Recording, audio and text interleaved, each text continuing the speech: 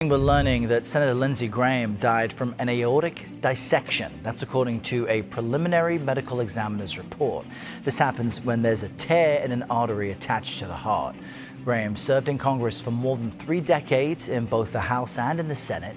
Yesterday on CBS News 24/7, Republican Congresswoman Nancy Mace and Democratic Senator Dick Durbin told our Major Garrett what they'll remember about their late colleague.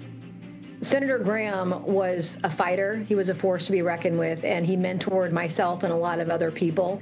I knew he was going to be a loyal Republican. Sometimes I'd be disagreeing with everything he said, but by and large, I knew he was a fair-minded person who would do gutsy things.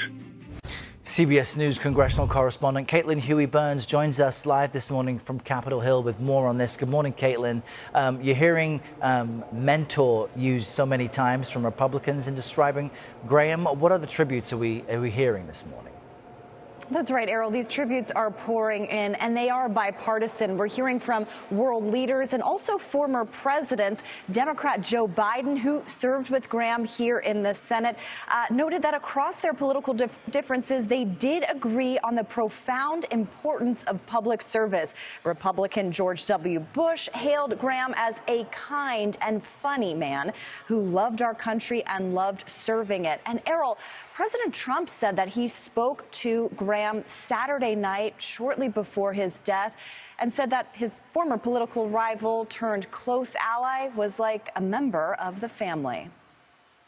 Flags are half-staffed this morning in a stunned Washington, D.C. following Senator Lindsey Graham's sudden death. He sounded a little tired, but perfect. President Trump told Meet the Press Sunday he spoke to Graham before he died Saturday night after the senator returned from a diplomatic visit to Ukraine. He was like a member of the family to me. It's very tough, actually. The 4-term Republican senator from South Carolina was a former military lawyer and retired Air Force colonel. Known as a foreign policy hawk, he served as a U.S. congressman for 8 years before he was elected to the Senate in 2002. On Sunday, colleagues from both sides of the aisle paid tribute. No better friend, no tougher adversary. Graham launched a presidential bid in June 2015. I have more experience with our national security than any other candidate in this race. But he dropped out just 7 months later as Donald Trump rose to the top of the race for the GOP nomination. He's a race-baiting, xenophobic, religious bigot.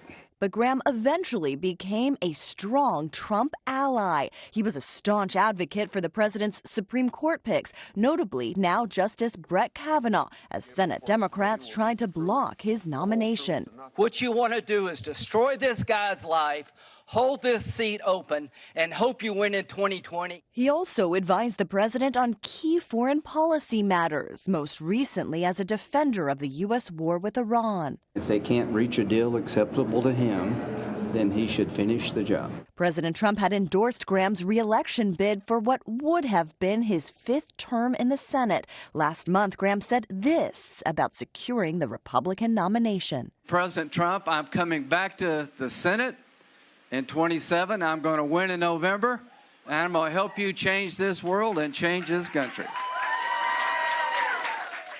Now, as for who will succeed Graham here in the Senate, the Republican governor of South Carolina will need to appoint a temporary replacement. But there will be a special election in August in South Carolina to determine who will be the Republican nominee for this race. And President Trump says he has someone in mind, yet hasn't shared who he thinks it should be. Errol. All right, a great overview there. Caitlin, thank you.